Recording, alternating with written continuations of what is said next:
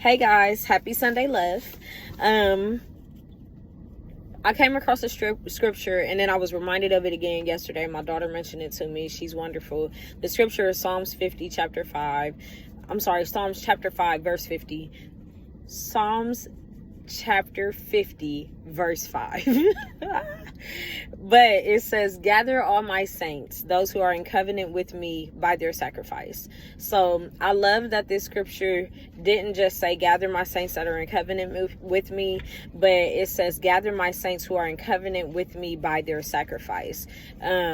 So it posed the question to me, like, what are you sacrificing? Like, it's one thing to say you're in relationship with God and you love God and that you believe him and so forth, but what are you sacrificing? Like, every relationship comes with a level of sacrifice or something, and it's not always the things we think of. It's like a lot of relationships, the sacrifice you give is time. It is time to prioritize the person, to let them know that you care for them and that their time and the time shared between the two of you is valuable. So you're going to prioritize it maybe over other things. So for me, this posed a question to me, like, what do you sacrifice? Like, you say you love God, you say you want to live according to his purpose. We desire to have things from God. We want to be favored by God, and we want to be considered his saints or his children and be in covenant with God. But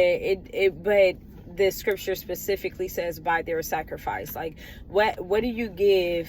And we can't pay God back for like his love, for his provision, for his sacrifices he's made to us. But it made me ask myself, like, what do you give that you're able to give so that you are not just in covenant, but you are in covenant by sacrifice? What are you showing God that how are you showing God that he's a priority? So for me personally, that is time. Like, every relationship I think is built on quality time and communication, and God is no different. So when I wake up in the morning, I'm trying to get back on the mode of being intentional that before I choose anything else, that I choose him. So I'm like, let me read, let me make sure I get up. When I get up in the morning, I get down on my knees to to be mindful and to be grateful.